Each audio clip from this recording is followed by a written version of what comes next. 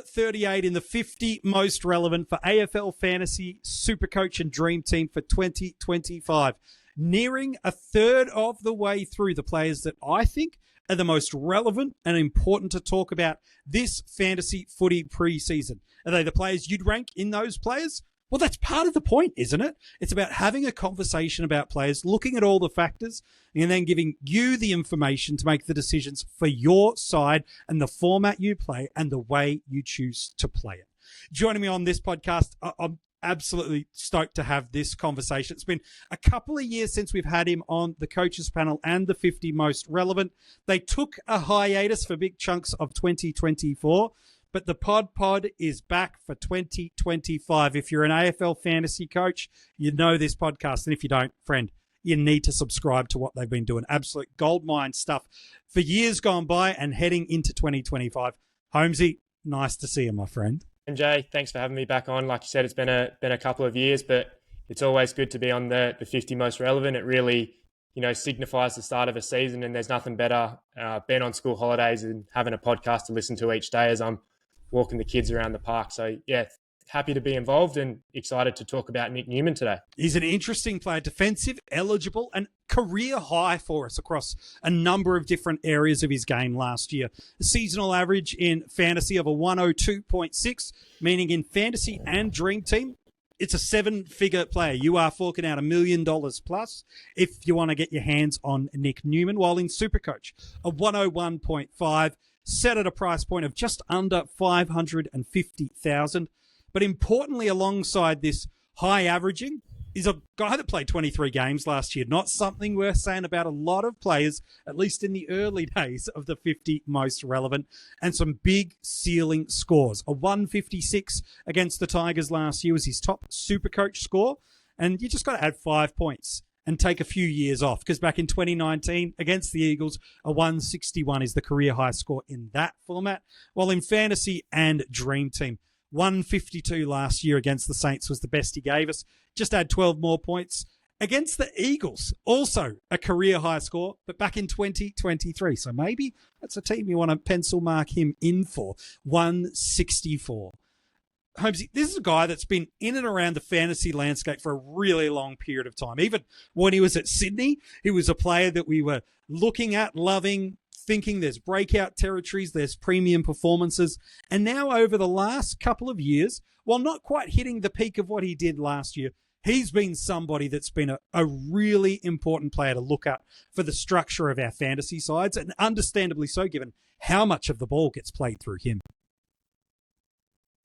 Yeah, he's such an interesting player. There's not many players in the comp that you can say that can really take the game away from you if you don't get them at the right time or you go against them. And that's exactly something that he's been able to do over the last two seasons. We've seen 2023 and 2024 post-bye putting up averages of 110 in the defensive line, which is up there with the top echelon players. And I don't know about you, but 2023, he just snuck under the radar for me. He was never someone I considered. And then all of a sudden he put 5-6 games together at 110 and any chance of competing without him was pretty much gone. And even last year was the same. Your 102 average for the year, it doesn't seem that high, but he had a slow start. And then after round 8, he was going at 110. And if you were someone that got on at the right time, you were just away to the races.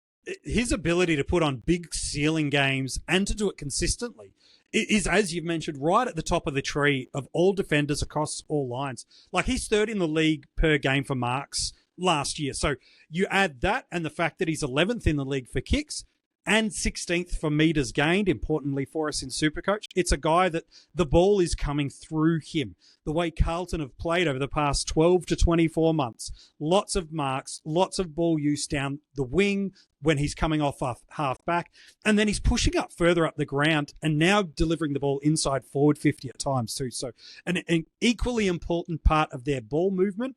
And then in fantasy, as you mentioned last year, 10 tons, 4 over 120, 4 over 140, and just the one score under 74 all year. And that end of the year was huge, wasn't it? 5 games to end the year, going at 126. So you talk about a guy that doesn't really hurt you with basement and now has a potential to go 120 over a 5-week stretch.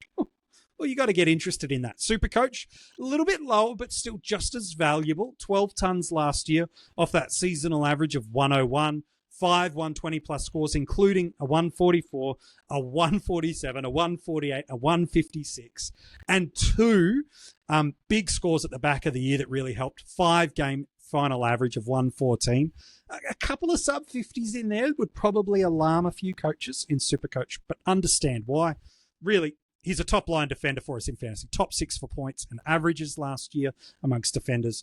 Top 12 in SuperCoach for points and top 10 for points, and top 12 for averages. But you mentioned there's been this interesting split around him, is it? I'm keen on your take. There's so many different reasons for why a player pops a run. Is it for you? Is it just the way that Carlton move the ball? Is it a fixture thing? Is there anything that you can see underneath the surface that is a clear indicator of he pops big in these scenarios, or is it just more coincidental and a little bit of luck? Look, to the eye, I think it's the way that Carlton play. It seems there's been a big shift in the AFL over the last year or so to play that Richmond-style run and gun, get the ball forward at all costs. But to me, it seems like Carlton don't really have the cattle to play that kind of game, and they tend to beat up on a lot of sides. And when they're beating up on those sides, it's with that controlled, slow ball movement and then able to get it into the forward line where they're so dominant with Curnow and Mackay. So when they're controlling the ball on the back line, he's the first one to get involved in those chains. He's an absolute animal when it comes to those cheap little kicks. He takes the kick outs. He's always trying to be the first receiver from a kick out. He just loves it. So that is the way that Carlton play. Whether they want to play that way this year, in a new year, that's yet to be seen. But that's what we've seen historically. And it is interesting to see there was no Sam Doherty last year, which we'll get into, and there's a few players coming back. There's a rumour of an Ollie Hollands being off the half-back line. So is there going to be the ball there for him? Given the opportunity, of course there will be, but whether Carlton want to play that way, it's an interesting conversation. Yeah, it's so true. Like, Doherty comes back into the side after missing, let's call it the entire season. I know he's there for the finals and the very start of the year, but ruling out that year, Adam Cerra missed a lot of football, and now they've also landed in the draft another midfielder in Jagger Smith. And then you've mentioned that there's some talk of some players that have been on the wing. No, let's change up our ball movement. Let's move that off half back a little bit. We'll talk specifically about Doherty and Cerra in a moment, but it feels like there's, with so much of a market share that could variably change, and that's what the preseason is for, to watch, learn, observe, and adapt if we need to. What could any of these variables mean to a Nic Newman, who has, as we've seen, got so much of the lion's share of the ball movement off half-back? If one of those variables go against him, man, spending $1 million in fantasy and 550 plus in SuperCoach, like this could really hurt the start of your year. Yeah, look, I think with all the moving parts at Carlton, I think that kind of, at least for me, rules him out as a SuperCoach pick. I think if you're paying up that amount of money in a SuperCoach system where you still need to traditionally target some keepers, you'd really be banking on him improving and going 110 and being able to hold him for the whole year. So SuperCoach, I'm not as keen, but AFL Fantasy is where it gets interesting, because we've seen now with how many trades we have, we're able to turn our teams essentially over. The keeper is not a term that we're using as much these days. And what you're really hoping for is that he can start the year off in the way that he finished. He has a good 5-6 week period where he gets out of the blocks. Maybe he goes 110, 115, and then you're away to the races. And then you can have a look at, maybe I do get shifty and trade him out, or maybe other coaches are trying to trade him in because they've missed these scores and you're ahead of the game there. So that's where it gets interesting. And I'm sure we're going to go into it, but he has a very nice run to start the year too. Oh, you've teased me there. We'll get to that in a second. Adam Cerra moved a little bit into the back line last year. Doherty, obviously out, impacted a lot. They've been without Sam Walsh, at least for the starting month of the past 2 seasons. He hasn't debuted before round 5 in each of the past 2 seasons. Does an Adam Cerra's position, let alone availability, does that help or hurt a Nic Newman scoring? Because it feels like, to me, Cerra, who we've already revealed in the 50 most relevant, is one of the most creative kicks for Carlton in terms of how he sets up the play and the inside 50 entries. Does a Newman and a Cerra absence or position play any impact on each other's scoring? Look, I think it does. I'm a big believer in the market share idea, in that, you know, there's only so much ball to be won for each particular team, and if you're adding in an Adam Chera, who has gone 95 in AFL Fantasy before, but at a minimum is a 90s guy. You throw in a Sam Doherty, who's traditionally been a very high scorer as well, mid to high 90s, and then even across bigger than a ton when he's got the defensive role. So there's so many points that you're adding into the team, and you would think that a Carlton would much prefer to have the balls in the hands of an Adam Chera or someone that's a little bit more creative, rather than a Nic Newman that slows it up. And that has kind of showed. So I looked at some of the without numbers, and it is interesting. So 2023, that was Adam Chera's career year. Nic Newman was 31 points better when Adam Chera wasn't in the side. Now, whether that just coincided with him going on that massive run, sure, that's up for debate. We're not 100% sure. But even in 2022, Newman was 4 points better, and in 2024, he was 6 points better. So he has shown in the past to be better with when Adam Chera is not in the side, and that does make sense from a market share point of view. But once again, how that lines up in 2025, who knows? And who's to say that Adam Chera is actually fit and healthy? Yeah, unfortunately, what is it? 5 injury-impacted sub games where he's been booted out with an injury in the past 2 seasons. Yeah, the data might say maybe that would have happened. Maybe it doesn't. We'll see. You mentioned this early fixture. I'm keen on your take, because on paper it looks really appetizing. They play Richmond in the first game of the season that matters in terms of scoring, not in terms of price movement, but in terms of scoring.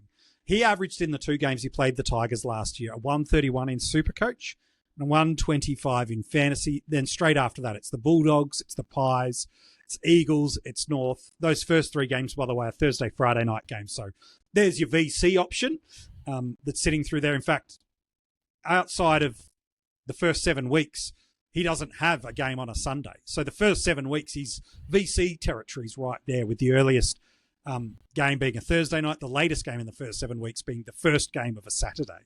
So that's helpful. You look at that fixture, do you see that and go, well, there's some money there that can be made and some big banked points? Or are you not too connected or concerned between previous year's scoring history of opponents entering into a new year?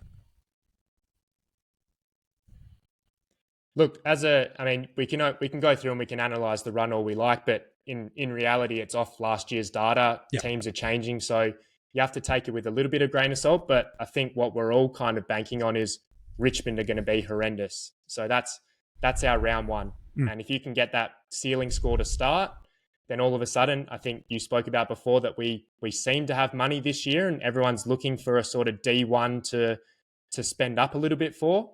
If you go a Nic Newman and he has a ceiling game to start round 1, what's everyone thinking? They're going, this is the guy I've missed. Do I jump across? There's the gamesmanship in AFL Fantasy that we're starting to see. It's no longer, I'm picking Nic Newman because I think he's going to be a top 6 defender that I can get at a little bit of value.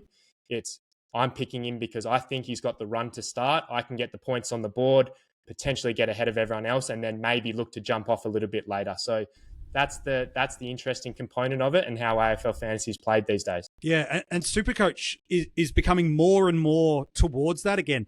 The limited trades, albeit more than we've ever had over the last couple of years, is enabling that risk profile to be able to take in. You can make those more aggressive trade moves. The challenge for SuperCoaches is you've also got an extra spot on field to be able to sort out with the addition of the flex. That will help with cash generation at the start, sure. But you've also got to find another way to get an extra premium into your side at some point during the year. So a new challenge for SuperCoaches to have. So you talked about this just a few moments ago. I thought we should probably pick up on that point about looking for value at the top end, looking for some price points. We want to extract as much money out as we can. And when I look definitely through the forward line and the midfield, it feels like there's a lot of value that's baked in there for us. Our forward lines, it's just going to be vanilla scoop on vanilla scoop with 4, if not 5 of our starting on-field players, almost very similar for the top-end serious style coach. Midfield, we'll see some diversification at M1, 2, 3, but again, similar sort of value hunting. And then whether or not you're a set and forget style ruckman or you're looking for some value or a hybrid of the two, depending on two or three of those variables, it means you're either just chasing 100% value in the defensive line, or what seems to be pretty common is coaches looking for at least one defensive premium, if not two, that we are paying up a little bit for and hoping for that early pathway. And you've mapped out a nice way for us where it could go well for Newman owners with that early Richmond game, a couple of nice fixtures, and things could pop for Newman. Is there a world outside of a potential market share split? Are there other concerns you've got around Newman? Or is it more about, for those that aren't starting him, it's more about they like another option rather than fading Newman because of ABC?